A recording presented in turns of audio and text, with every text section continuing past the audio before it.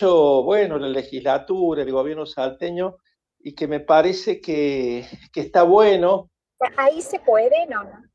que una figura meramente médica, porque vos no sos un político, bueno, tenga ese reconocimiento. Entonces, la verdad que fue una alegría. Te iba a mandar un mensaje por privado y la verdad que aprovecho ahora que estamos charlando. Y lo, que yo digo, y lo que yo digo de Buenos Aires, lo digo en el contexto que vos sabés que yo conozco cómo se maneja SAP Capital, CFE en Capital. Bueno, yo soy medio crítico con eso, pero no quiere decir que me crea el dueño de la verdad, ni mucho menos, pero soy así, ¿qué va a hacer?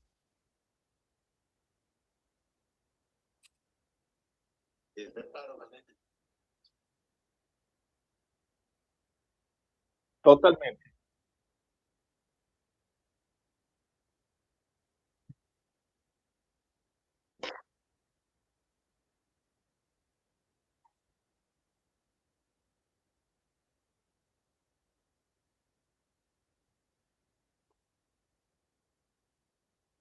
tal cual. No solamente lo médico, por eso digo, esto es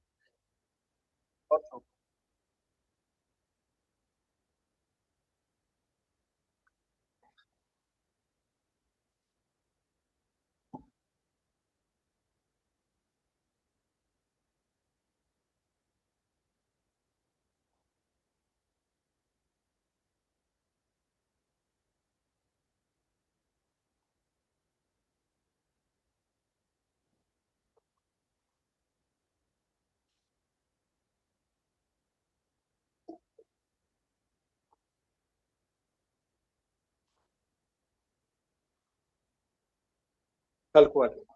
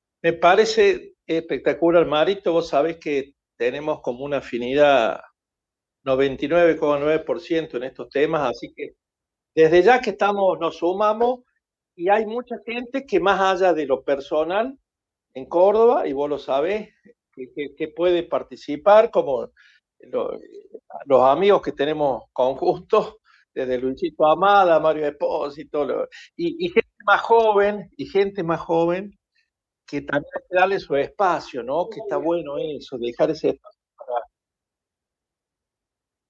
para...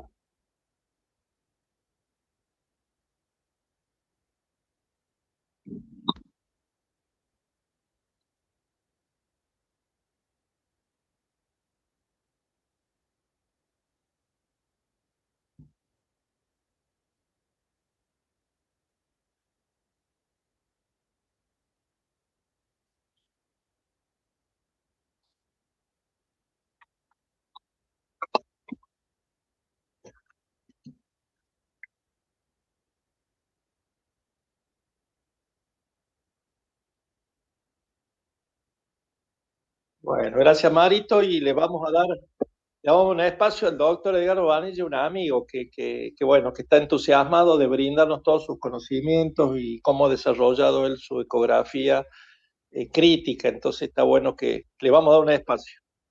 Hola, buenas tardes, doctor, ¿cómo le va? Yo también soy de Salta, Recording in así progress.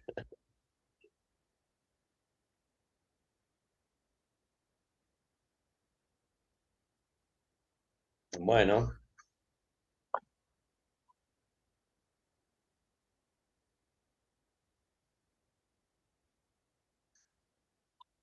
No, Es, gracias a usted, es doctor. peligroso, Mario, porque graba todo. Es peligroso, pero es útil. No, esto es la clase que quede, porque va a haber, como es medio larga, hay muchas citas bibliográficas que están buenas que después las bajen para entender los conceptos que vamos a hablar hoy. Bárbaro. Así que, no sé, cuando Dale, dale, quiera. dale, Bueno, libro, Doc, dale nomás. ¿cómo andan a todos? Bienvenidos a este nuevo Ateneo de Neonatología. Hoy vamos a tener una jornada especial, no va a ser una institución que va a presentar un caso clínico, sino que contamos con la presencia, la verdad, un honor tenerlo acá, al doctor Vanille, especialista en cardiología pediátrica, miembro y staff del Hospital Privado de la Clínica Reina Fabiola, de la Clínica del Sol, ex jefe de servicio de la UCO del Hospital de Niños, autor de varios libros y varias publicaciones también. Y en el día de la fecha nos va a contar y charlar un poco sobre biomonitoreo y POCUS en la evaluación hemodinámica. Así que bueno, los dejo en manos de él, que va a ser Bueno, seguramente una excelentísima charla. gracias Diego por la invitación. Vamos a empezar y decime si está bien ahí, si se ve bien. Se ve perfecto, Doc.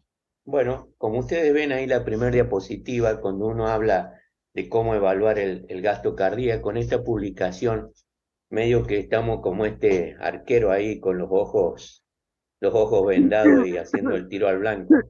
Entonces la idea es que después que termine la charla, sepamos ubicarnos al lado del paciente con algunos conceptos que vamos a decir.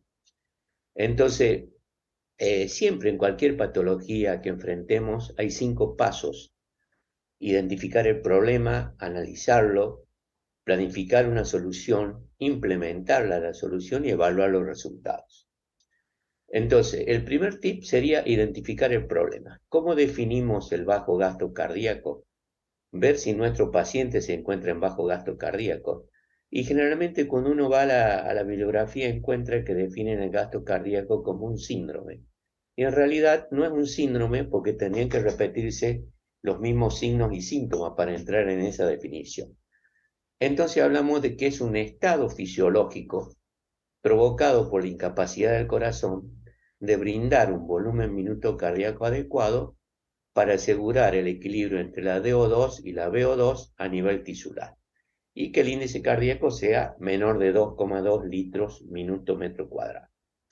Pero con eso tampoco le estoy diciendo nada, porque si le digo si el paciente está en bajo gasto cardíaco, entramos a esta definición de inestabilidad hemodinámica que le escuchamos a diario en las terapias intensivas, y uno podría resumirlo de que es el escenario clínico donde se combinan signos de perfusión inadecuada, como el relleno capilar lento, piel fría y moteada, oliguria como alteración o indicando una baja perfusión renal, una alteración del sensorio, esto a nivel cerebral, y frecuencia cardíaca elevada o irregular con tensión arterial con tendencia a la hipotensión, acompañado de un laboratorio con elevación de lactatos y alteración del índice de tracción de oxígeno. Entonces, acá esto ya lo conocen muy bien, los factores que determinan el bajo gasto cardíaco. Entonces, uno empieza a ver, y cuando veamos el monitor, nos encontramos con la curva de tensión arterial y vemos que la presión arterial sistólica es expresión de eficiencia mecánica del ventrículo izquierdo, mientras que la presión arterial diastólica y la presión del pulso son marcadores de resistencia vascular sistémica. Observando la curva de presión arterial, nosotros vamos a ir acomodándonos en el perfil hemodinámico del paciente. Entonces, acá, cuando medimos la tensión, evaluamos los patrones o las variables macrohemodinámicas, y cuando ya vamos al laboratorio con las variables derivadas del oxígeno, la microcirculación o microhemodinámica. Entonces, si uno interpreta una curva de presión arterial, y yo le diría, ¿qué dicen con esto? Y bueno, nosotros acá Porque la iban, por eso quería escuchar, porque hay un micrófono abierto ahí. Bueno, entonces cuando uno analiza la curva de presión arterial, y yo le puedo decir acá que la contractilidad está perfecta, porque esta es la rama ascendente que está expresando la contracción isovolumétrica del ventrículo. Luego viene el periodo de eyección, que nos está hablando de la eyección ventricular, la incisura cuando divide la sístole de la diástole y la diástole. Entonces, uno analizando la curva de tensión arterial, vamos a ver cuando esta curva sea más plana, por supuesto dejando de lado todos los artefactos de medición que pueden interferir como factores confundidores, ¿no es cierto? Una curva más baja nos va a hablar de una presión sistólica o de una contractilidad baja, esto se llama de PDT, el análisis S, y diastólicas bajas nos van a hablar de un componente vasopléjico. Entonces, de esto no vamos a hablar mucho, pero son las variables que a diario ustedes analizan en un paciente en la neo o en cualquier terapia intensiva.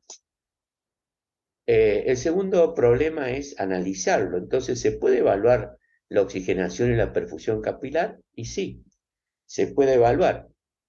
Si uno tiene toda esta aparatología para medir, ¿no es cierto?, con visión directa, con láser, con metabolismo y demás, evaluar la microcirculación, por ejemplo, a nivel de la circulación sublingual, uno la ve directamente, u otros estudios que hay a nivel de la circulación gástrica, puede verla la circulación y los cambios que se producen en ella, por ejemplo, en un estado séptico.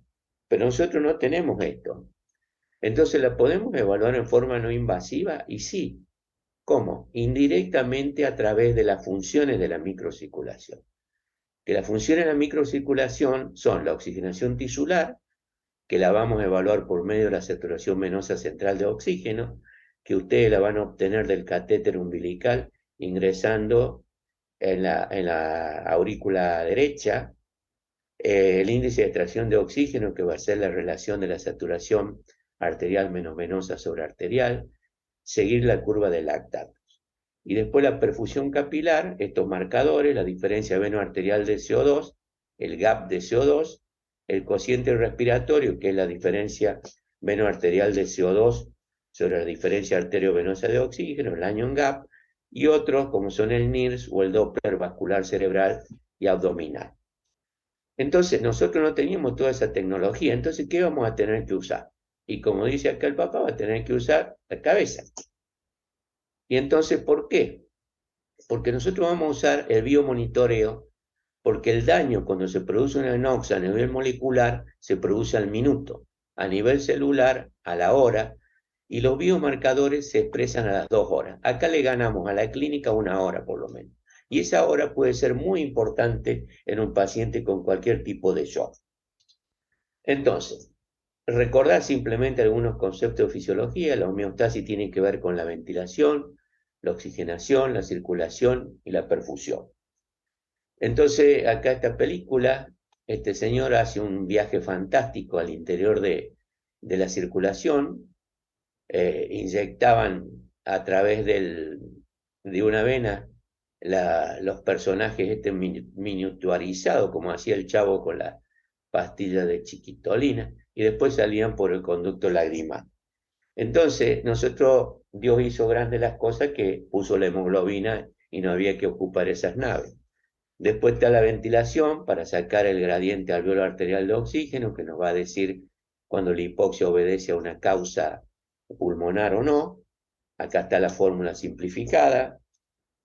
Recordar siempre que podemos encontrar una relación alveolo capilar normal con una ventilación perfusión de 0,8, o puede haber unidades Shan con baja ventilación y mucho flujo, como es en la zona 3 de West, que es creo que la 3 era la más baja de las bases, y esta alta ventilación perfusión cuando están en los vértices de los pulmones. Entonces, si yo le preguntara a ustedes ahora si estas teorías son ciertas, el intercambio de gases se realiza por difusión simple. El oxígeno se deposita en la hemoglobina, o sea, en las mioglobinas en los animales, y está en estado molecular, y la utilidad del surfactante pulmonar mejora la compliance por descenso de la tensión superficial de alveolar. Si hubiera estos aparatos que hacen interactuar la clase, le diría que la mayoría del auditorio diría que sí, que esto es verdad.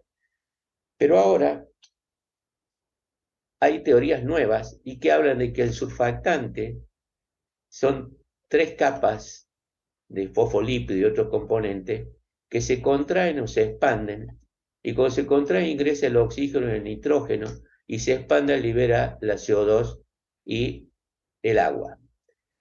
El síndrome de dificultad respiratoria del recién nacido no obedece a una alteración de la complacencia. Esto fue realizado y se compararon con 2 o 3 grupos controles. El surfactante pulmonar mejora la oxigenación a los 15 minutos. ¿Y por qué? Porque mejora las unidades o la relación flujo pulmonar, y disminuye el número o el funcionamiento de las unidades de sangre. Y esto es lo más novedoso. Esto es un artículo que se los voy a compartir en la próxima diapositiva, lo van a ver y se los recomiendo, que es en pacientes con COVID.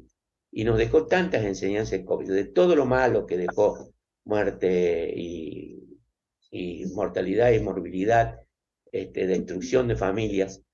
Lo positivo fue de que aprendimos algo más de fisiología pulmonar y que aprendimos a hacer la ecografía pulmonar. Y esto es lo novedoso, que ustedes capaz que ya lo sepan, y yo lo estoy dando como una novedad. Efecto de nanoburbujas residuales de CO2 hacen que la espuma sea persistente, y eso es lo que mejora la capacidad residual funcional del paciente de 50 a 330% antes de la mejoría de la complacencia que se produce a las 24 horas. Y recuerden que estamos hablando de niños prematuros y que muchas unidades pulmonares aún están en estado de brotes. ¿Y cómo lo hace? A través de estimular el crecimiento, la maduración y el metabolismo de los brotes pulmonares. El distrés respiratorio en pacientes hipoxémicos muchas veces tiene complacencia normal, y mucho eso no se entiende, y en ese artículo lo pueden estudiar bien. Y el intercambio de oxígeno es mediado principalmente por nanoburbujas. Entonces, como les decía, de oxígeno y de nitrógeno, de 20 a 60 nanogramos, y el rol secundario lo cumplen las globinas, o sea, la hemoglobina, que parecía la molécula más importante, diría yo, del cuerpo. En realidad, las nanoburbujas es un sistema que está paralelo, porque se une con uniones químicas en medios que uno no entiende fisiológicamente, porque es un medio salino. Se une a la hemoglobina en la entrega de oxígeno. Y esto está explicado en animales, sobre todo en los lobos marinos, que tienen como un sistema hidrostático de respiración. Por eso pueden vivir a grandes superficies, pero les sobra surfactante a los lobos marinos, y aparentemente tienen un sistema hidrostático de entrega de oxígeno. Este es el artículo que se los recomiendo. Muy buen artículo, y acá muestra un diagrama de cómo es la molécula de surfactante y cómo el COVID empieza a destruir las esquinas de ese surfactante donde se unen, y estas son las esquinas y son eliminadas por el COVID. Cuando antes del COVID se hablaba directamente de una patología no exclusiva, pero predominantemente vascular, con trombosis y muchos fenómenos de respuesta inflamatoria sistémica a nivel de la microcirculación. Esta es la hoja de ruta del oxígeno, ver cómo ingresa al pulmón con una saturación de 97 y termina en la mitocondria con apenas 1,5 milímetros de mercurio. Y para llegar a la célula tiene que atravesar varias estaciones, varios peajes, para llegar el oxígeno a la célula. Entonces, un poquito el video, para darle un poquito de movimiento a la presentación. Y esta es la molécula, como la pueden ver, de hemoglobina, con su grupo M, con las 2 cadenas alfa y beta, que van a tener 2 formas. La forma tensa y la forma relajada, que cuando el oxígeno ingresa produce un cambio conformacional en la molécula de la hemoglobina, y hasta a través de ruptura de puentes de histidina, y permite de que el oxígeno ingrese a las otras unidades M como un fenómeno que se llama de cooperación. y cuando ya está en la otra forma, en la tensa, que no permite el ingreso de oxígeno, ese proceso se revierte y se mete el 2,3-difosfoglicerato en el centro del grupo M, eso disminuye la afinidad del oxígeno, de la hemoglobina al oxígeno, y lo libera a los tejidos. Esto ya lo conocen, ingresa con 95 y sale con 40, y para la PCO2 entra con 40 y sale con 45. Todo lo que se haya conocido no me voy a detener mucho. La curva de disociación, los factores que influyen, porque muchas veces uno tiene un paciente hipoxémico y no necesariamente tiene que ir a transfundirlo. Simplemente podemos manejar la circulación sistémica pulmonar manejando las variables de PCO2 o de PO2 para desviar la curva de disociación hacia donde nos convenga. Por eso les puse un caso clínico de corazón univentricular para que vean cómo se maneja con las maniobras ventilatorias. Acá ejemplo de 4 capilares en una circulación normal, fíjense que entrega 60 y el consumo de oxígeno es de 24 en cada capilar y sale con una saturación de 70. Esto es lo que vamos a empezar a tener en cuenta, la saturación venosa de oxígeno. Porque si ustedes, yo les pregunto, ¿está bien oxigenado el paciente? Y ven el monitor y tiene una saturación de 95, 96, me dicen, sí, doctor. Y no, porque simplemente la saturación arterial es expresión de intercambio gaseoso de oxígeno. La venosa está captando lo que ha pasado en los tejidos y vuelve, y uno lo toma a nivel de la aurícula derecha. Fíjense acá en un shock hipovolémico, bajaron a 30 cada capilar, el consumo de oxígeno se mantiene igual porque tiene que llegar la misma cantidad de oxígeno y consumirse la misma cantidad que en un estado de normalidad, pero a expensa de una disminución de la saturación venosa central de oxígeno, ejemplo acá 40%. Entonces, ¿por qué? Porque la circulación lenta a nivel de la microcirculación permite más entrega de oxígeno, más capacidad, y llega mucho menos a la aurícula derecha. Y acá en un shock séptico, unidades que no perfunden y otras que perfunden tipo Shan, fíjense en la que perfunden, siempre toma 24. Pero ¿qué pasó? Muchas unidades Shan, la sangre pasa de largo en los tejidos y llega con una saturación venosa central de oxígeno de 80. Y yo le pregunto al residente, ¿cómo está la saturación? Y tiene una saturación venosa de oxígeno de 80, está perfecto, doctor. Y le digo, no, se puede estar muriendo, porque el oxígeno pasó del largo. Entonces, ¿qué tengo que hacer? Hacer perfiles hemodinámicos, cotejarlo con la presión arterial, con la presión del pulso, y seguramente este paciente tiene un shock vasopléjico con presiones diastólicas bajas. Y acá una combinación de hipovolemia y shock séptico que se expresa con una saturación venosa de oxígeno baja. Entonces acá para ilustrar lo que es la entrega de oxígeno a nivel capilar o celular normal, con glicólisis aeróbica, y cómo se genera el oxígeno a nivel aeróbico y algo de CO2. Pero fíjense, muy pocos hidrogeniones o muy poca CO2 pasa a la circulación venosa. Todo lo contrario que ocurre en un paciente con bajo gasto cardíaco. Se generan muchos hidrogeniones que son amortiguados o en buffer con las proteínas intracelulares, pero la mayoría que sale se unen a la CO2 y forman el ácido carbónico, y después uno lo relaciona al ácido carbónico con el oxígeno que se ha producido, y de ahí sale este marcador que lo tienen que tener bien en cuenta, que se llama cociente respiratorio, que uno saca el gas arterial y venoso, le hace la diferencia de CO2 y le hace la diferencia arteriovenosa de oxígeno, y eso tiene que ser menor de 1. Si esto es mayor de 1, predomina el numerador, estamos seguramente en un metabolismo anaerobio con mucha producción o mucha liberación de CO2 a la sangre venosa. Pero mientras tanto está pasando todo esto, el organismo está tratando de compensar, y hay mecanismos macrohemodinámicos como son la activación del sistema renina-angiotensina-aldosterona y el eje neurohormonal. Y hay mecanismos microorganismos desfavorables como son el metabolismo anaerobio, la menor producción de ATP, la mayor liberación de ácidos orgánicos que, como dijimos, son amortiguados por proteínas intracelulares. Hay mayor liberación de hidrogeniones al líquido extracelular. Recuerde que siempre tienen que ser igual la osmolaridad a nivel intra que extracelular. Mayor génesis de CO2, incremento del lactato y del anion gap y el incremento del cociente respiratorio.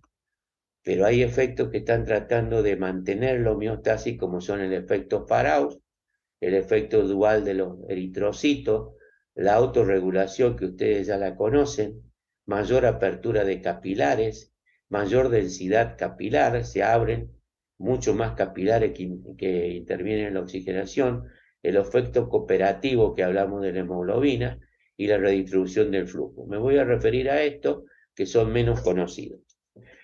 ¿Qué pasa? El glóbulo rojo, este hombre, este autor ganó un premio Nobel por esta investigación. El glóbulo rojo tiene una forma de disco bicóncavo, un receptor de guanosina o receptor G. Hay una situación, supongamos, de hipovolemia, una disminución de oxígeno, se activa el receptor de ATP, actúa sobre el receptor purinérgico del músculo liso de los vasos, se produce una vasodilatación compensadora para mejorar la entrega de oxígeno a los tejidos. Bueno, eso ya es conocido, pero lo que no es tan conocido es que el glóbulo rojo pierde su forma bicóncava para adaptar una forma de torpedo, de paracaídas, para extender su superficie de entrega de oxígeno y a su vez se van más hacia la periferia para estar más cerca para entregar oxígeno a los tejidos. Este es el efecto Faraut. Y el glóbulo rojo también tiene un efecto dual porque no solo interviene la oxihemoglobina, sino también el óxido nítrico generando vasodilatación e incrementando el flujo sanguíneo. Esta bibliografía se la recomiendo, que Ignacio me mandó una bibliografía de hipertensión pulmonar. Supongo que debe ser el mismo autor, interviene en el grupo que publica esto. Esto habla de las interacciones cardiopulmonares, también tienen que ver si el paciente oxigena bien o no, y hay que tenerlas muy en cuenta cuando uno los evalúa a los pacientes. Simplemente era para que copien la cita. Entonces ahora, después de todo este enfoque fisiológico, ¿se puede estimar la relación DO2-VO2? Y le diría que sí. Y acá ustedes pueden ver ejemplo de que acá se entregan 1000 de oxígeno y se consumen 250 siempre, esa relación se mantiene. Entonces una relación 5:1 que disminuye en situaciones de anemia, de hipoxemia o de sepsis y bajo gasto. Entonces acá nosotros publicamos el biomonitoreo en pacientes durante circulación extracorpórea, ahí está la cita que la pueden consultar y son cuentas simples, saco el contenido arterial, fíjense acá, 15 hemoglobina por 1,34 por 98 de saturación, más la saturación venosa, 60 por el disuelto, y me da acá el contenido arterial de oxígeno, ¿estamos? Y después está el contenido venoso, que lo único que cambia acá es la saturación y la concentración de la PO2. Y los valores normales son de 12 a 15. Un segundito, por favor. Estoy en una clase, ya te llamo. Un segundito. Bueno, chao, chao. Perdón. Entonces, esa fórmula la dejo, la fórmula del consumo de oxígeno también, pero en todas estas interviene el gasto cardíaco, que ya le voy a explicar con eco cómo se saca.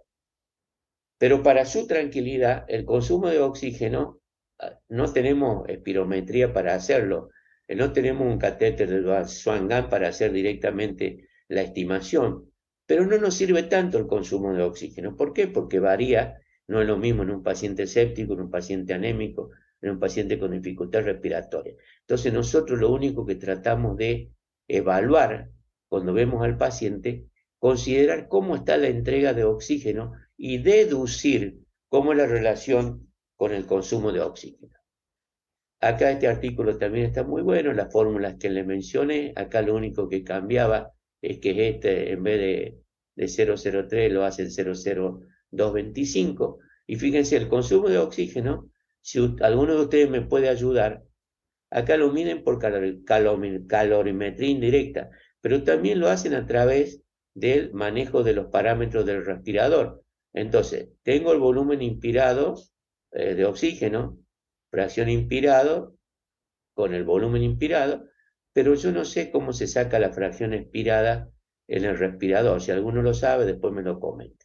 Y después eso lo sacan a la fórmula de la relación del consumo con el DO2. Y yo Fíjense no, acá, cuando se habla de la curva de disociación, acá esto de semaforizar las diapositivas es muy importante. ¿Qué tienen que tener en cuenta ustedes? Si la PO2 está acá en 60, acá este paciente puede estar necesitando soporte. Ojo, ya sea sangre, ya sea suero, ya sea drogas vasoactivas, todo porque nos está hablando que estamos en riesgo de hipoxemia. Y acá ya directamente, de 50 o 55, directamente el paciente está insaturado. Y entonces, ¿cómo sacamos la relación DO2-VO2? Dijimos que es una relación 5:1. El gasto cardíaco son 50 decilitros por minuto. Acá, la DO2 por la frecuencia cardíaca, por el contenido de oxígeno, 20 por 50, acá entrego 1000. Y mientras tanto consumo, acá no se ve bien, pero es 250 creo, o 200, y es una relación 5:1. ¿Y cómo sé cómo está esa relación? Y necesito tener en cuenta la saturación venosa de oxígeno. Repito, la saturación venosa central de oxígeno, que la tomamos en la unión cabo-atrial, tiene que ser, si está a 75, 80, estamos teniendo una relación 5:1, que es lo óptimo. Acá el paciente, supongamos, está con una hemorragia, pero fíjense, el consumo de oxígeno no se mueve. ¿Por qué? Porque todos los mecanismos compensadores que yo le mencioné están actuando. Y acá tenemos en 75 saturación venosa, o 70 diría yo, este iría más para acá. Algo está pasando, me tengo que empezar a fijar. Y si ya está en 66, es una relación 3:1. Y yo digo, bueno, acá este paciente cuando me llegue a 60, tengo que actuar. Identificar la causa del shock, si es anemia, si es un shock por deshidratación, si es un shock cardiogénico. Entonces, ese paciente, cuando yo tengo una saturación venosa de oxígeno de 60, ahí necesito apoyarlo. Porque si ya es de 50, es una relación de O2, VO2, 2:1, acá yo llegué tarde.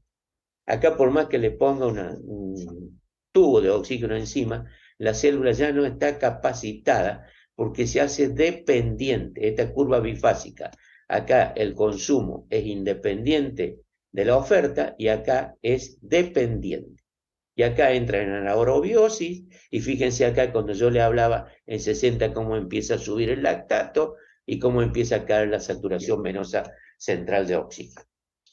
Entonces, en conclusión, utilizo la saturación venosa central de oxígeno. Puedo sacar todas las otras fórmulas que les mencioné, contenido arterial, medio venoso, todo, y ahora tenemos que planificar una solución.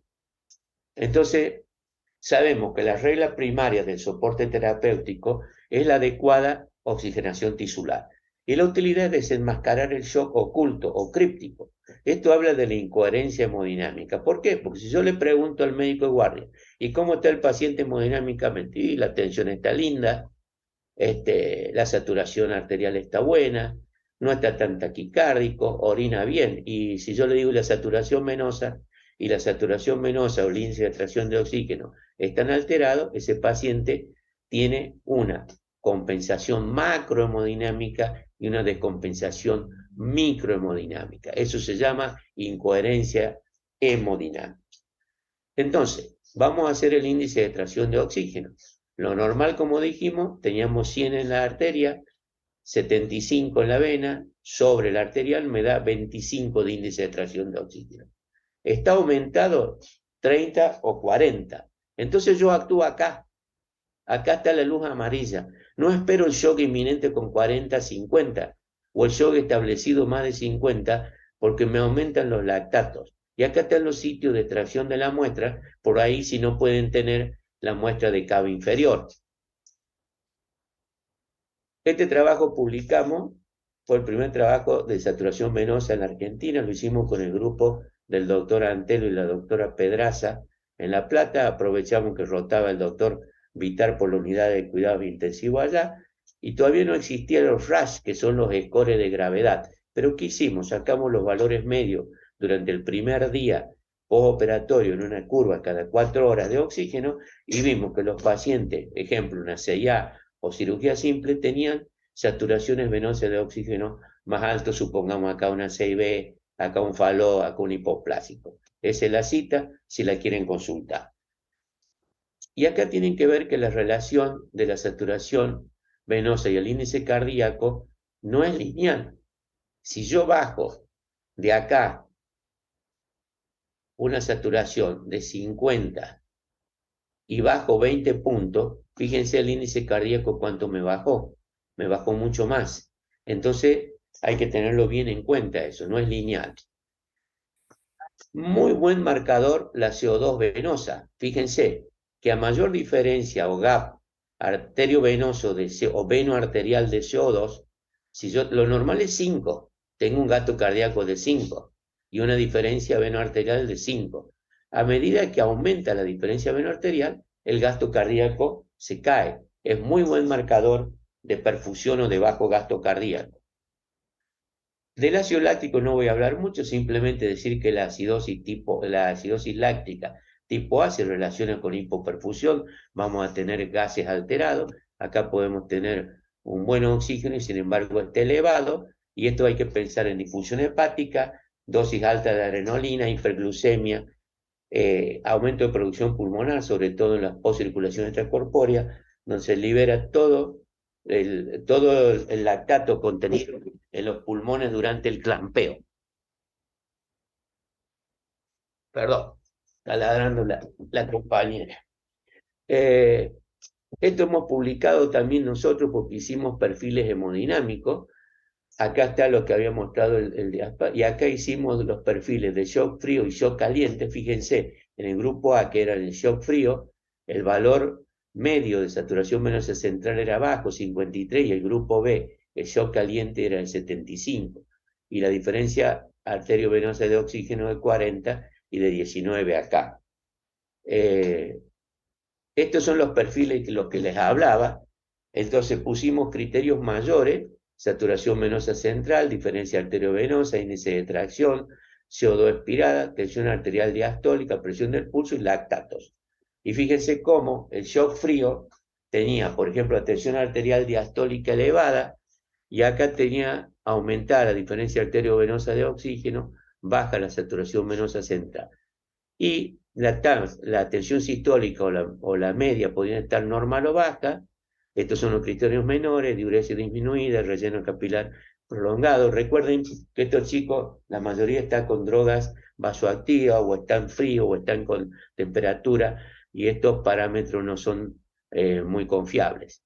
Y el shock caliente, que lo pusimos rojo a propósito, es el shock vasopléjico, que yo lo diagnostico por diferencia arteriovenosa de oxígeno normal o baja, porque la sangre pasó del acto, y normal o elevada la saturación venosa central. Y la tensión arterial diastólica, que sabemos que varía de acuerdo a las edades o la edad gestacional, con ver ustedes que sea menos de la mitad de la sistólica, me habla de una tensión arterial diastólica baja, o la presión del pulso amplia mayor de 40 milímetros de mercurio. Entonces, ubicados en esos parámetros, en esta publicación que sacamos también de un caso clínico que hubo en la Clínica del Sol, lo pueden consultar a esos perfiles hemodinámicos. Fíjense acá este otro trabajo, que es el paciente postquirúrgico, habla del cociente respiratorio, la diferencia venoarterial del CO2 sobre el contenido arteriovenoso de oxígeno. Es mucho más específico y sensitivo que los lactatos para detectar metabolismo anaerobio. ¿Y por qué ocurre eso? Porque la CO2 es mucho más difusible que el ácido láctico, y acá ellos dan como un marcador muy fidedigno de metabolismo anaerobio. Y este esquema lo tienen que tener en mente. Yo tengo el gas arterial y el gas venoso. Saco la diferencia venoarterial de CO2, es mayor de 6, la perfusión está alterada. algo está pasando. Le hago la venosa central, si es menor de 70, obedece a un bajo gasto cardíaco. Acá, si es mayor de 70, esto es un efecto de microcirculación alterada, puede ser un shock séptico. Y después le saco el cociente respiratorio, si es menor de 1, es normoxemia, si es mayor de 1, hipoxemia. Y si es menor de 6 acá, la perfusión es normal. Entonces yo voy a relacionar la saturación venosa, la diferencia veno-arterial del CO2 y el cociente respiratorio para saber qué escenario clínico tiene mi paciente. Y ahora vamos a ir al manejo del corazón izquierdo hipoplásico, un ejemplo práctico para que vean la utilidad de todo lo que se ha hablado, porque si no todo muy bonito y después en la práctica no sé qué hacer. Entonces sabemos que los componentes de la resistencia en la circulación pulmonar pueden tener resistencia fija o resistencia dinámica. La resistencia fija, por ejemplo, en un paciente que se le hizo un Norwood, puede tener una resistencia fija en la prótesis de Goretek, o puede haber estenosis subvalvular pulmonar, estenosis pulmonar o estenosis supravalvular pulmonar, o en la conexión de la cámara de bombeo, obstrucción de las venas pulmonares, una CIA restrictiva, esto es bastante frecuente, o estenosis mitral o insuficiencia de la válvula auriculoventricular. Mientras que la resistencia dinámica está el ductus arterioso, depende también de la edad postnatal, las influencias neurológicas, las variables fisiológicas, las drogas que uno puede utilizar y las variables ventilatorias que puede utilizar para producir lo que se llama el balanceo de la circulación. Lo mismo ocurre para la sistémica, todo lo que sea obstrucciones en el tracto de salida, las fijas, las dinámicas, si tienen resistencia sistémicas elevada o el ductus está permeable. Entonces fíjense por qué es útil en el corazón univentricular, cualquier tipo de corazón univentricular. Yo tengo que tener un QPQS de 1. ¿Y cuándo tengo un QPQS? Cuando tengo una saturación arterial, esta no es venosa, arterial de 70-75. Entonces, cuando uno va a la terapia y ve un corazón univentricular, o ve un ductus, o ve una CIB grande, o ve un canal AB con oxígeno al 100%, estamos haciendo muy mal las cosas. ¿Por qué? Porque voy a tener un QPQS elevadísimo, y fíjense lo que ocurre, está saturando 80 o 90, perfecto el paciente, pero tengo toda la sangre en el lecho pulmonar, porque tengo un QPQS 3 o 4/1. Entonces, ojo, para los de NEO, tengo una cardiopatía con hiperflujo, o un corazón univentricular, o un ductus con compromiso hemodinámico, tenerlo saturando alrededor de 75 arterial para que el paciente tenga un QPQS de 1. Esto cuesta a veces en las NEO hacerlo entender porque se asustan por la saturación, pero así como les pasó con el tema de la fibroplasia retrodental, cuando le bajaban el oxígeno y había resistencia, bueno, con esto también lo tenemos que aprender. Y fíjense acá un paciente, por ejemplo, normal, con circulación biventricular, tiene 100 en la aorta, 75 en la cava, 100 en las venas pulmonares, 75 en la arteria pulmonar. QPQS 1/1. Y tengo un univentricular, tengo 75 en la pulmonar y en la aorta, es exactamente igual. En la cava superior es 50, no 75, y las venas pulmonares sigue siendo 100. Entonces sigue siendo la relación QPQS 1/1. Y fíjense qué sucede acá si yo tengo un paciente con hiperflujo. Lo tengo saturando 95 en la aorta, en la cava 60, acá este paciente está todavía no está en bajo gasto, a pesar de tener un QPQS 7/1. ¿Estamos? Pero cuando ya la saturación de vena cava me baja mucho, ya tengo una hipoxia, aparte del hiperflujo pulmonar. Entonces, con fórmulas simples, ustedes saben que la vena pulmonar uno lo hace por deducción, tiene 100% siempre, y tenemos un gas arterial, que si le saco la saturación aórtica es exactamente lo mismo que la pulmonar, no tengo que ir a pinchar la pulmonar para saber cuánto satura, y hacer un cálculo simple. Entonces, podemos tener 3 categorías de pacientes. El paciente que está balanceado, con un QPQS 1/1, el paciente está normal, una placa linda, una CIA adecuada, y unos gases de 75-80, pH normal, no hacemos nada. El grupo 2, menor de 1, este paciente tiene hipertensión pulmonar, cianosis y bajo gasto, hipoflujo pulmonar, diagnóstico diferencial, obstrucción de venas pulmonares o sea restrictiva. Está hipoxémico y una CO2 expirada baja por hipoflujo pulmonar. Y el peor grupo es el que tiene QPQS aumentado, es el que está en insuficiencia cardíaca, hipoperfusión periférica. Esto lo puede tener, por ejemplo, una CIB grande después de los 15 o 20 días en un paciente a término cuando le empiezan a bajar la resistencia pulmonar o en un canal AB. En el caso del hipoplásico, tiene el hiperflujo, edema pulmonar, puede tener un eco con mala función, está saturando muy bien, pero tiene una saturación venosa de 30, con acidosis y alteración del biomonitoreo. Entonces, los objetivos terapéuticos es equilibrar el QPQS, adecuar la oxigenación, prevenir la acidosis, evitar la sobrecarga volumétrica. ¿Cómo se hace eso? El primer grupo no lo tocamos. Incubadora, tranquilo, oxígeno 21%. El grupo 2 lo trato como si fuera una hipertensión pulmonar. Le mantengo abierto el ducto, lo ventilo en forma adecuada, con buena oxigenación para bajar la resistencia vascular pulmonar, y si tiene CIA restrictiva, septostomía urgente. Si hay obstrucción de venas pulmonares, se corrigen junto al Norway. Y el grupo 3, este paciente prostaglandina, y trato de balancear la ventilación. ¿Con qué? Con maniobras ventilatorias. Acá voy a actuar sobre la curva de disociación de la hemoglobina.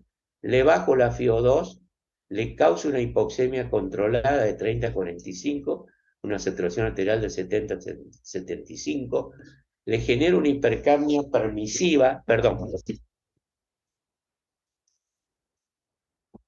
¿qué va a hacer la CO2? Le tengo una CO2 de 50 a 55, una pH de 730 a 735, logro vasoconstricción pulmonar, vasodilatación cerebral y le desvío la curva de disociación a la hemoglobina. Acá es menor afinidad y entrega más de oxígeno tisular. Y se puede agregar nitrógeno. A este no va con septostomía.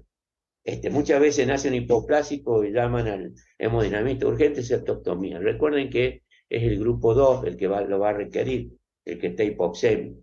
¿Por qué? Porque yo lo voy a sobrecircular si le abro la CIA. Entonces, las maniobras farmacológicas, diurético, mirrinona, ideal adrenalina más mirrinona, se tiene que ir dejando de lado el esquema dopa-dobuta usado en muchas neos. Acá yo le doy adrenalina hasta 0,2, tengo efectos beta, mirrinona es vasodilatador. Puedo usar otros menos frecuentemente como nitrocruciato, levosimendan en situaciones especiales, por ejemplo un transpuesto con muy bajo gasto. La vasoplejía, recordemos, presión del pulso más de 40, tensión arterial baja y saturación venosa central de oxígeno elevada, noradrenalina. 0,1 microgramos kilo minuto, lo podemos llevar hasta 0,8. Fíjense cómo el otro día en la Clínica del Sol me llaman, había un paciente en un shock, un paciente séptico y con una diferencial de presión y de saturación más de 15 puntos entre miembros superiores e inferiores. Y bueno, vemos el perfil hemodinámico y tenía tensión arterial de 10, la diastólica, y le hago el eco y tenía una hermosa contractilidad. ¿Y qué pasaba? Había una presión del pulso elevada, estaba vasopléjico por su shock séptico. Le pusimos noradrenalina, si esto fracasa podemos usar la vasopresina y si eso fracasa usar el azul de metileno. Y ahora vienen los nuevos conceptos del monitoreo cardiovascular, ya hablamos del biomonitoreo y vamos al enfoque POCU, que es ultrasonidos en el punto de atención. El Scorvexus para sobrecarga hídrica, la ecografía pulmonar, muy importante en neo, el NIRS y el Doppler cerebral. Entonces, este artículo está muy bueno porque habla de las 5E,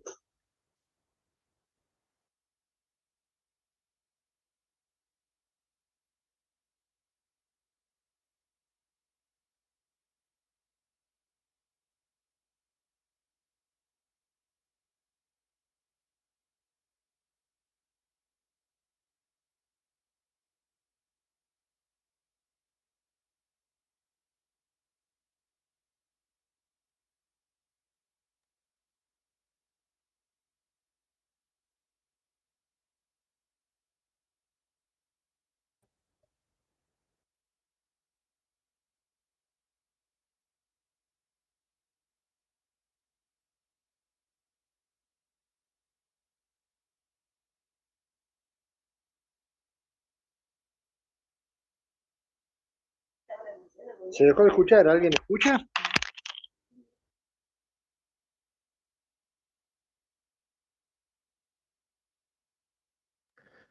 Hola, ¿qué tal? Buenas tardes. Sí, se desconectó el doctor Vanil. Voy a intentar comunicarme con él a ver si restablece Dieguito, la clase. Dieguito, Sí, Doc. ahí me habló el doc Vanille que se desconectó y se conecte de nuevo, que vayan Perfecto. pensando preguntas, así él también va. Ya se conecta, no sé qué problema tuvo.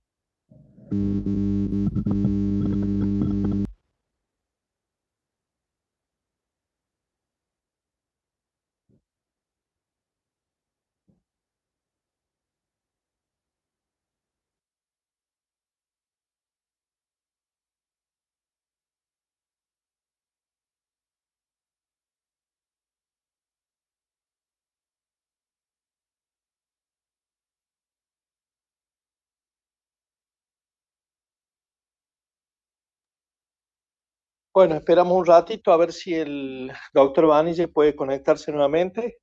¿Algún problema ha tenido con su conexión con Wi-Fi?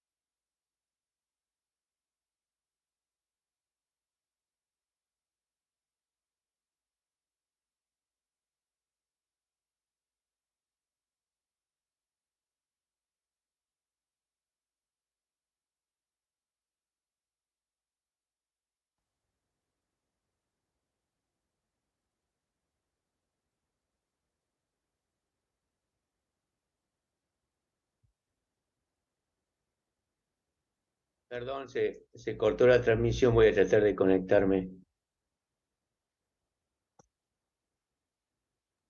No hay problema, Doc. ¿Se ve ahí? Te Sí, lo escucho vemos a bien. usted. Todavía no está la pantalla. Ahí. No todavía.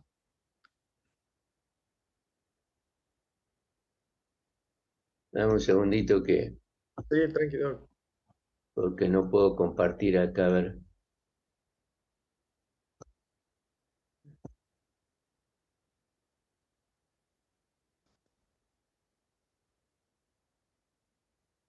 Ahí está empezando a compartirse. Bueno, perdón problema técnico. Eh, Vamos a continuar. Bueno, ahí hablamos entonces de la primera parte de biomonitoreo. Después, si hay preguntas, me avisan. Vamos a continuar con ecografía ahora. Fíjense, Perfecto. si yo les preguntara a ustedes cuál es la cámara cardíaca más importante para, para generar el gasto cardíaco, y seguramente me dicen el ventrículo izquierdo, porque es lo que nos enseñaron siempre en la facultad, que es la fuerza del corazón o la fuerza del ventrículo izquierdo para eyectar la sangre contra la resistencia periférica, y hablábamos siempre de la presión de perfusión y sacábamos la fórmula PAM menos PVC y todo lo demás. Pero resulta que la cámara más importante es la aurícula derecha. Vamos a hacer un ejemplo burdo. Yo estoy regando y le hablo todo el flujo a la canilla, y de pronto, ¿qué pasa? Sale bárbaro todo el flujo. Pero si yo le colapso o le doblo la punta de la manguera, ¿qué pasa? Toda la sangre va hacia atrás y no me perfunde los órganos. Entonces se le da mucha importancia de que para que la sangre vaya bien, la aurícula derecha tiene que tener la menor presión posible, o cero. Entonces, la función del ventrículo izquierdo es generar una tensión arterial suficiente para vencer el componente resistivo de la circulación sistémica. El flujo se crea vaciando el corazón, o sea, cuanto más eyecta el ventrículo, menor presión en la aurícula derecha. Y el flujo sanguíneo está gobernado por un gradiente de presión entre el sistema venoso y la aurícula derecha. ¿Y de dónde sale este concepto?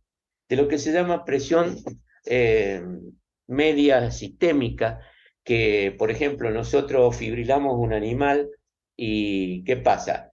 Llega hasta el paro y si yo le mido la presión en el sistema circulatorio a nivel de las vénulas, de los capilares, del aorto, del corazón, es de 8 milímetros de mercurio. Y esa es la diferencia, la presión media de perfusión sistémica. Eso es lo que hace llegar la sangre hacia el corazón.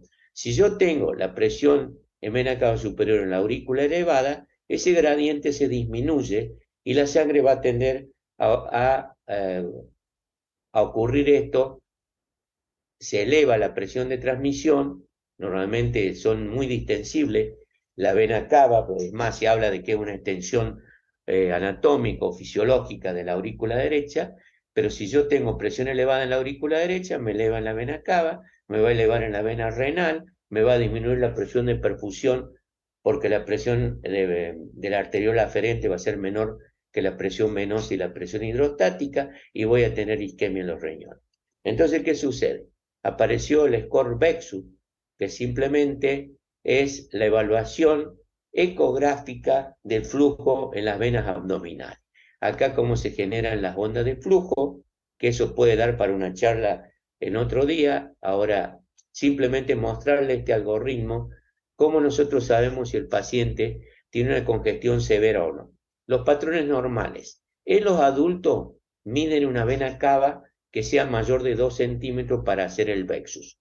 Nosotros en pediatría hay mucha variación interindividual y antropométrica. Entonces la relacionamos generalmente en chicos pequeños con la aorta abdominal y siempre la vena cava es un poquito más grande que la aorta, pero tampoco me sirve. Directamente nos damos cuenta que puede haber un grado de congestión si la vena cava inferior no colapsa. Entonces, yo veo que la vena cava inferior no colapsa y de pronto tengo un perfil alterado. Lo normal es que en las venas hepáticas sea sístole mayor que diástole y onda A retrógrada.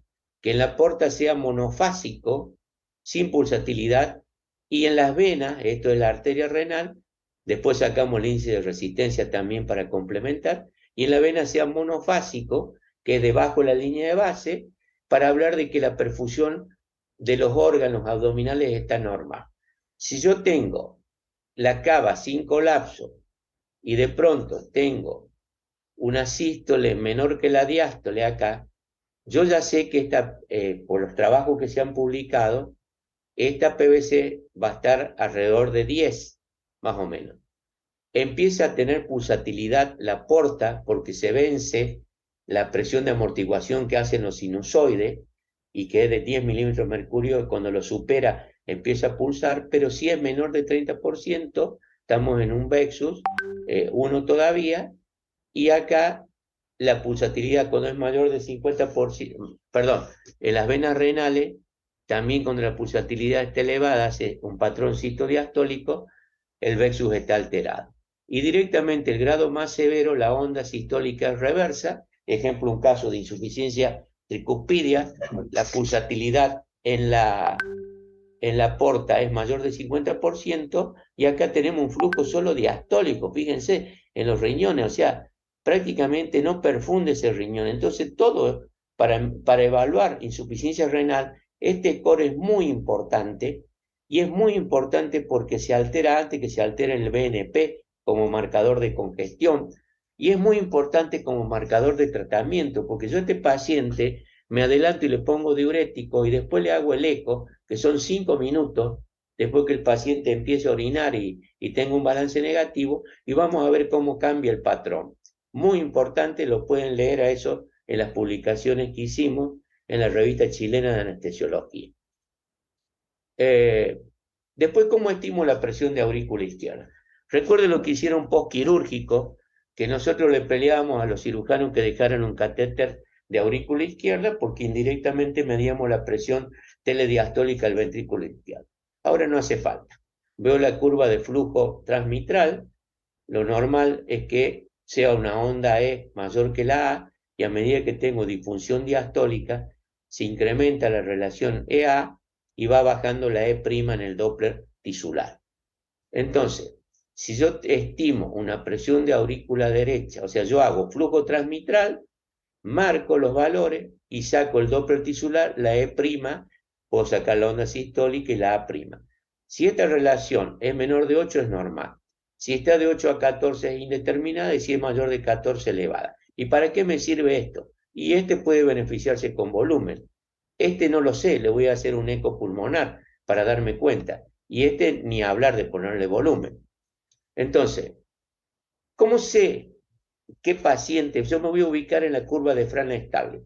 Le saco un BTI, que es evaluar el flujo en el tracto de salida de la aorta. Fíjense, si yo estoy en la curva ascendente de la curva de Franz-Starling, el paciente me va a responder al volumen y aumenta el BTI. En cambio, si yo le meto volumen, cuando ya estoy en la meseta, que acá esta fibra no se va a distender más de lo fisiológico, no me mejora el BTI. Y veo también la curva de función diastólica. Fíjense acá cómo yo puedo tener una función diastólica normal, acá relacionándola acá, en la parte esta verde del semáforo, empiezo a tener una disfunción diastólica 1, disfunción diastólica 2 o disfunción diastólica 3. O sea, yo con el eco sé en qué parte de la curva de Franz-Starling estoy ubicado para saber si ese paciente necesita volumen. Y fíjense, este trabajo, donde publican acá, Kenny, lo pueden bajar libremente, muy buen artículo, que habla de eco y de respuesta a fluido. Fíjense cuando le hacen un eco renal a este paciente y cómo yo tengo este paciente con una curva de Franz-Starling baja. ¿Qué esperaría yo si tengo una curva de Franz-Starling baja? Que tenga congestión venosa acá en los riñones y este no la tiene. ¿Qué sucede? Es un patrón vasopléjico, por eso no se ha modificado. O sea, yo conociendo los tipos de flujo, voy a saber cuál es el perfil hemodinámico del paciente. ¿Y cómo me voy a ubicar con el paciente en shock? Sacar todas esas cuentas, no, ni hablar.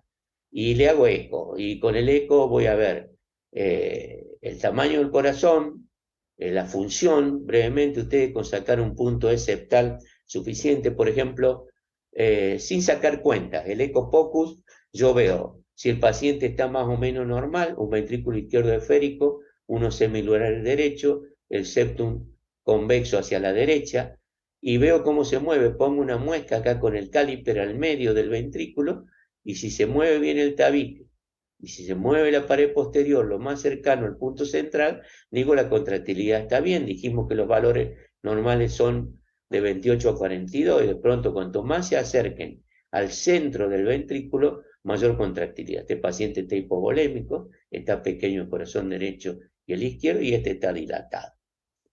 Entonces, no puedo medir fracción de acortamiento, no tengo práctica, ¿qué hago? Un eje largo paraesternal, le pongo el trazo del modo M sobre la valva anterior mitral y saco el punto E septal.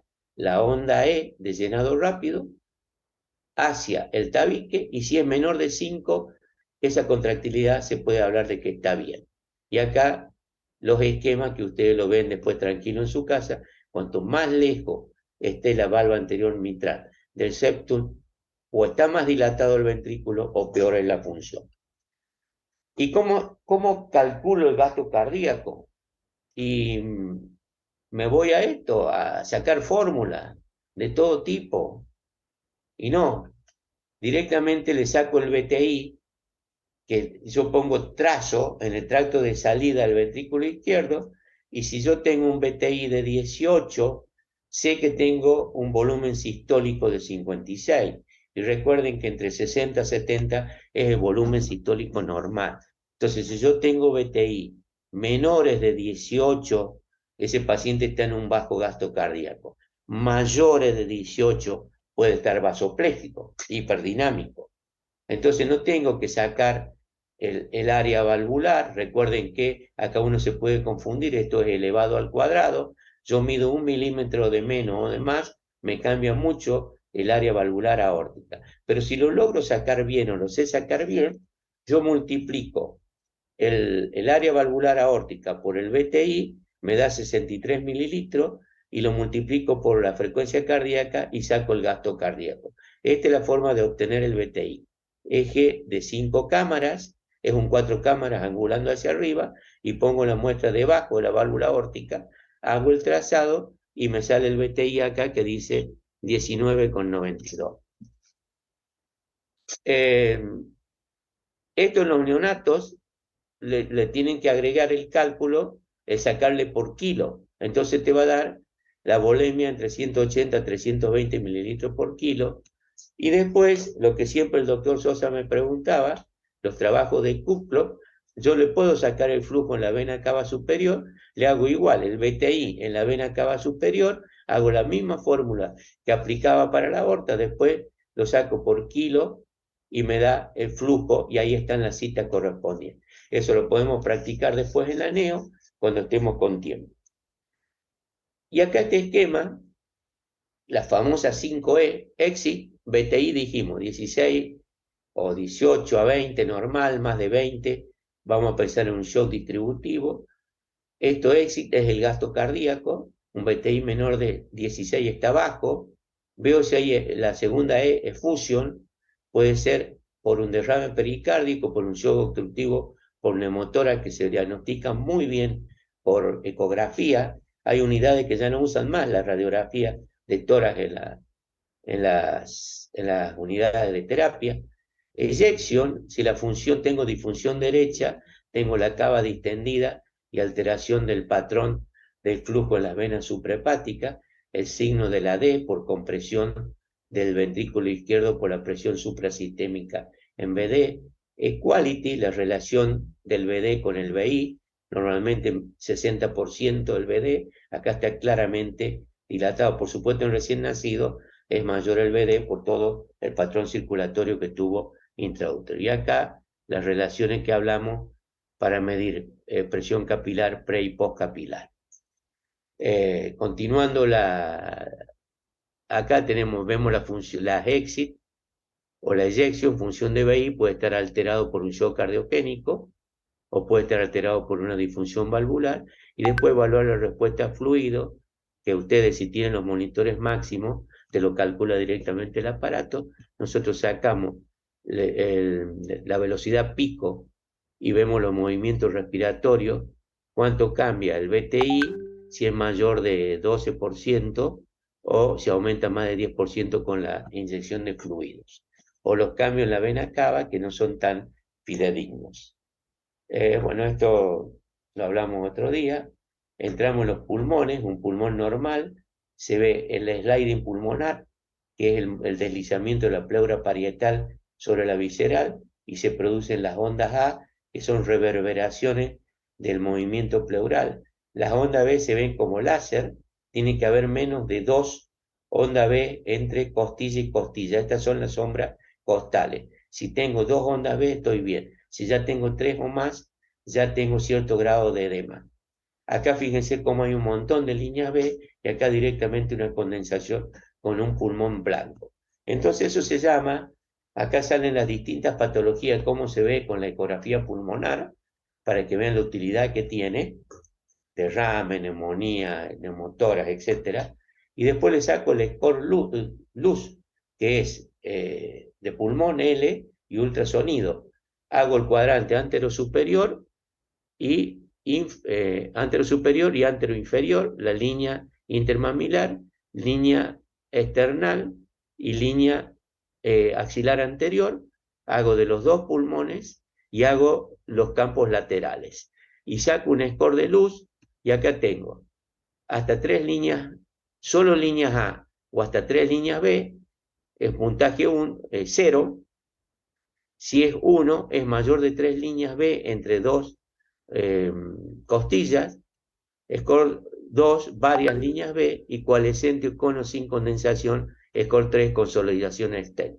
¿Y para qué sirve todo esto? Para ver el grado de edema de pulmón que tengo el paciente, que puede ser o cardiogénico o por dificultad respiratoria. Ejemplo, en una dificultad respiratoria, ustedes cuando le ponen surfactante después me lo dicen, pero si yo tengo un eco pulmonar, si tengo un score luz de 9 para arriba, es indicación de surfactante. Acá para ver la hipertensión precapilar y postcapilar, acá vean cómo está bien dilatado el lado derecho cuando es precapilar, o sea, ya patología izquierda directamente, perdón, patología derecha, y patología izquierda es la postcapilar con todo el ventrículo izquierdo dilatado y las consecuencias para atrás, y se saca esta relación entre la velocidad de la regurgitación tricúspide sobre la relación E'. Algo de NIRS, pero ya lo conocen. Estamos usando también el flujo cerebral, nos sirve también para evaluar ductus o para evaluar hipoxia, o el paciente en shock, cómo se recompone o cuánto afecta el flujo cerebral. Y como conclusiones, el monitoreo del gasto cardíaco implica un abordaje multimodal. La evaluación de una variable aislada no tiene importancia, hay que agruparlas y configurar perfiles hemodinámicos. El biomonitoreo evalúa en forma indirecta y mínimamente invasiva el estado de oxigenación perfusión capilar. El biomonitoreo puede desenmascarar estados de shock tríptico, lo que permite tomar conductas proactivas. En el postoperatorio se debe seguir las tendencias de los biomarcadores, hacer curvas cada 4 horas, tal tienen la vía arterial y la vía venosa, y las curvas de lactatos. Las cardiopatías cianosantes en su vida fetal tienen mayor adaptación a la hipoxia. Las teorías actuales avalan la participación activa de nanoburbujas en la difusión y el transporte de oxígeno. El abordaje a pie de cama, POCUS, permite un rápido diagnóstico de los estados de shock y además evalúa las estrategias terapéuticas aplicadas. Permite también estimar la presión de aurícula izquierda para evaluar si hay disfunción de VI o para evaluar respuesta a fluido. El Scorvexus evalúa los estados de sobrecarga hídrica.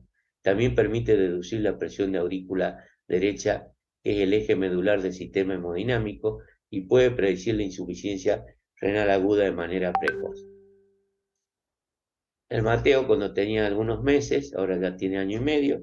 Y bueno, muchas gracias y espero no haberlos mareado mucho. Yo con que saquen de esta charla el valor de la saturación venosa de oxígeno y del índice de extracción de oxígeno en la primera charla. Y el segundo, la aplicación del eco cardiopulmonar, me quedo tranquilo.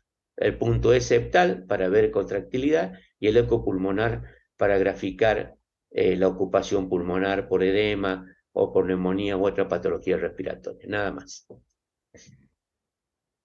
Bueno, Doc, antes que nada agradecerle por su tiempo y su dedicación y bueno, por esta charla. La verdad que muy, muy agradecidos todos nosotros.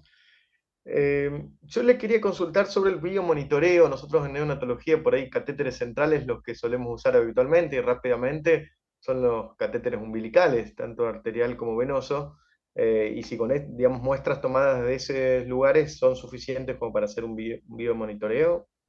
Sí, del catéter venoso, Lo mismo, fijarse con eco que esté ingresando a la aurícula o ahí un poquito antes de ingresar a la aurícula, y de ahí sacar la saturación venosa central de oxígeno. Y del arterial sacar la saturación arterial. Recuerden que tienen que ser extracciones. En los chicos más grandes, en los pediátricos, van a usar la arteria radial para muestra arterial. No sirve ver el monitor del saturómetro y cotejar con una muestra de gas venoso. Tiene que ser gas arterial y gas venoso. perfecto. ¿Alguna otra pregunta? Por ahora son felicitaciones, Doc, acá en el chat lo felicitan y le agradecen por la presentación. Muchas gracias. Ignacio, no sé si está Ignacio. Sí, Gillo, sí, acá estoy. Bueno, muy interesante. Creo que hay que dejar que hay mucha gente ha preguntado si esto se grabó, entonces la quiere la grabación. Hay que dejar que se sedimente. Son cuestiones de avanzada nuevas, que vos sabés que no es fácil implementar muchas de las cuestiones que has expuesto en la diaria, ¿no? En la parte práctica, pero también has dado elementos, me parece, muy útiles, que uno, desde el punto de vista clínico, puede, digamos, utilizar, puede poner en evidencia cuando tiene un paciente complicado, a dónde está el problema, ¿no? Es una larga historia en la cual, sobre todo en los chicos más chiquitos, nos hemos movido a ciegas sobre qué conductas tomar, ¿no? si hacer una expansión, si poner un inotrópico, si poner un vasodilatador sistémico, si poner un vasodilatador pulmonar. Y ese es un poco el gran desafío, esto que vos por ahí comentabas de la vena cava superior. Bueno, es decir, los elementos ecográficos y clínicos y de la microcirculación, como te explayaste en la primera parte, para poder ir sumando a la hora de tomar decisiones, ¿no? Y un poco que va quedando, o por lo menos debería ir quedando en el recuerdo el tema de la DOPA o de la DOPA-DOUTA, así sin tener un indicador claro de qué es lo que está sucediendo desde el punto de vista fisiopatogénico en ese niño, ¿no? Entonces, bueno, creo que ha sido excelente la charla, la verdad, Gillo, y vale la pena que digamos, el público que nos ha acompañado, todos los médicos de los distintos servicios, lo repasemos, lo escuchemos de nuevo y a lo mejor da para un taller de preguntas y respuestas donde cada uno puede ir implementando muchas de las cosas que vos has expresado. Eso sería lo que puedo comentar en este momento. Bueno, sé que se han tocado muchos temas en una hora, pero yo resumiendo simplemente, si yo tengo una saturación venosa de 60 para arriba y ese paciente está bien, está oxigenando bien, por supuesto lo que mencionaste, el contexto clínico. Si yo tengo un paciente séptico y con toda la clínica de la sepsis y tengo saturaciones venosas elevada, sé que está en un shock vasopléjico. Fíjense, con solo mirar la presión arterial, la curva, la forma de la curva. Tengo diastólicas bajas, presión de pulso amplia, una saturación venosa elevada. Estoy haciendo un diagnóstico de shock séptico, fase caliente o vasodilatado. U otros patrones de vasoplejía, como hay un montón de otras etiologías, un shock farmacológico, o un shock, ¿cómo se llama cuando anafiláctico? Pueden dar patrones vasopléjicos también. Claro, sí. Yo te voy a dar las publicaciones que tengo para que ustedes repasen todo Dale. esto de biomonitoreo y de eco al lado de la cama del paciente. Y en cuanto al eco, en tu unidad ya hay varios médicos que lo están utilizando y la verdad que eso me agrada ir a ver cuando me llaman de la neo, porque me ha pasado a veces llegar y decir, acá está el eco, y lo tienen grabado. O me mandan videos del eco. Doctor, este ducto, ¿le parece importante o no le parece importante? ¿Hago la droga o no hago la droga? Y la verdad que interesante que el médico que está en la trinchera sepa manejar esto. Y no tiene que saber mucho, tiene que saber si las cavidades están las dos dilatadas, si están dilatadas solo la del lado izquierdo, si están dilatadas solo la del lado derecho, si tiene derrame pericárdico, cómo está la cava. Y con eso te ubicas más o menos en el patrón hemodinámico.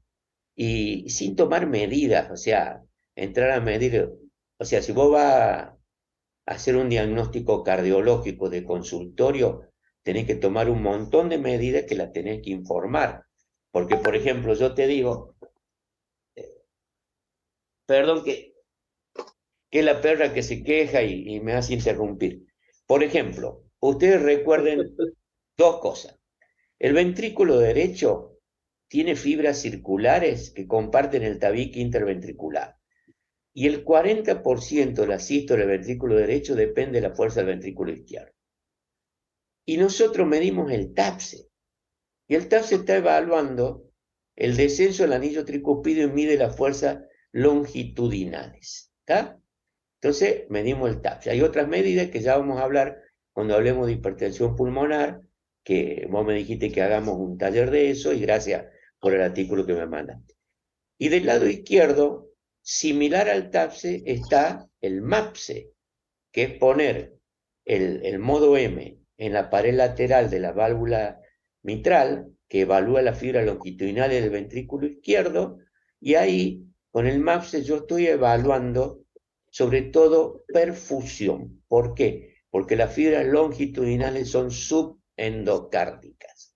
¿Estamos? Ideal para medir en los pacientes adultos con infarto o en un paciente con isquemia miocárdica, supongamos una coronaria anómala, o un shock cardiogénico, o un postoperatorio transpuesto que quedaron mal las coronarias, con el MAPSE me voy a dar cuenta.